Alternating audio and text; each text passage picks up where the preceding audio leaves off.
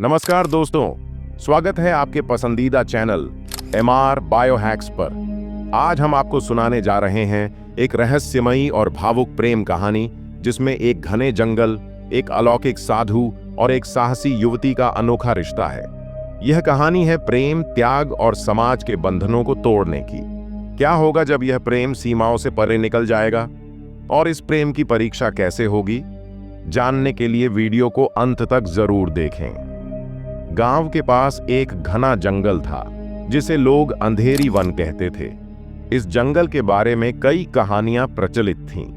कहा जाता था कि वहां किसी अलौकिक शक्ति का वास है। कुछ लोग कहते थे कि वहां एक रहस्यमयी साधु रहता है जो वर्षों से ध्यान और तपस्या कर रहा है, लेकिन कोई भी यह निश्चित रूप से नहीं जानता था कि वह कौन है और कहां से आया है। गांव की एक सुंदर और निडर लड़की गौरी इस जंगल की कहानियां बचपन से सुनती आई थी। गौरी के माता पिता की मृत्यु बचपन में हो गई थी और वह अपनी चाची के साथ रहती थी। चाची अक्सर उसे जंगल के पास जाने से रोकती थी, लेकिन गौरी के भीतर हमेशा से अज्ञात को जानने की उत्सुकता थी। एक दिन गौरी अपने दैनिक कामों से थककर कुछ समय अकेले बिताने के लिए जंगल के किनारे चली गई। वहां उसने एक हिरण देखा जो चमकदार था और मानो उसे अपनी ओर बुला रहा हो। गौरी उसकी ओर खींचती चली गई। चलते चलते वह जंगल के अंदर गहराई तक पहुंच गई। अचानक उसे महसूस हुआ कि वह रास्ता भटक गई है। सूरज ढलने लगा था और आसपास की आवाजें डरावनी लगने लगीं। तभी उसे एक कुटिया दिखी जिसके पास एक साधु ध्यान में बैठे हुए थे। साधु के लंबे सफेद बाल और तेजस्वी चेहरा देखकर गौरी सहम गई। साधु ने आंखें खोलीं और गौरी से पूछा, तुम कौन हो बालिका? इस जंगल में क्या करने आई हो? गौरी ने डरते हुए कहा, मैं रास्ता भटक गई हूं, मुझे वापस गांव जाना है। और बोले, यह जंगल हर किसी को अंदर नहीं बुलाता। तुम्हारा यहां आना अकारण नहीं है, लेकिन चिंता मत करो, मैं तुम्हें सुरक्षित गांव तक पहुंचा दूंगा।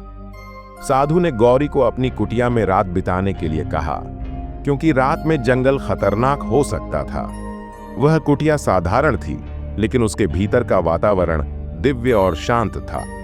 साधु ने गौरी को भोजन दिया और कहा, तुम्हारे अंदर कुछ अलग है, तुम्हारा हृदय पवित्र है, यही कारण है कि तुम इस जंगल तक पहुंची हो।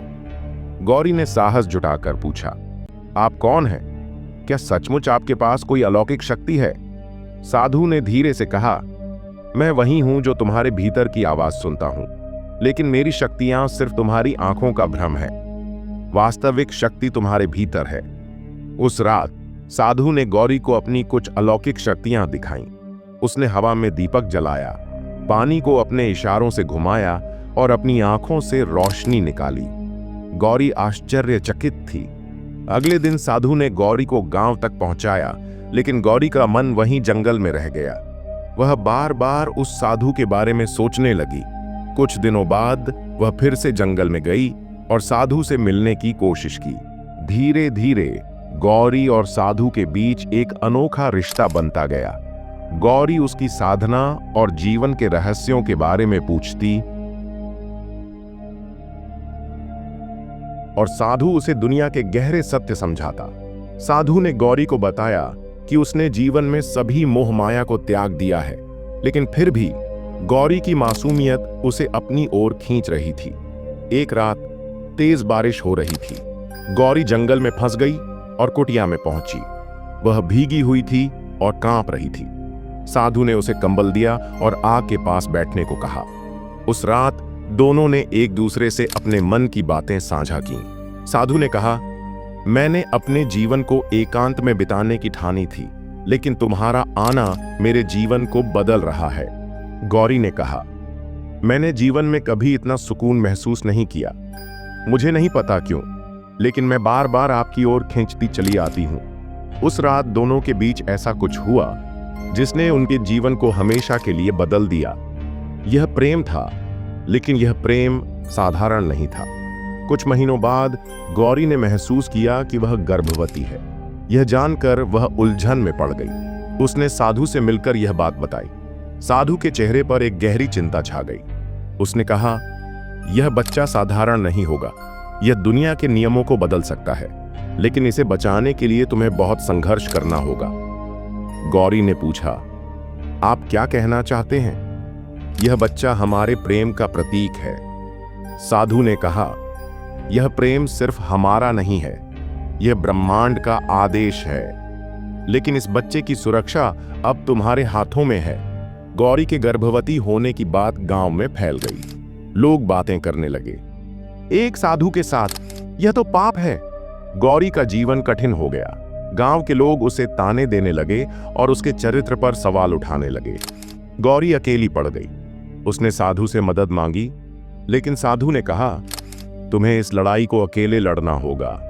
मैं यहां हूं, लेकिन मेरा मार्ग अलग है। मुझे एक आखिरी साधना करनी है, जिसके बाद ही मैं तुम्हारी मदद कर सकता हूं।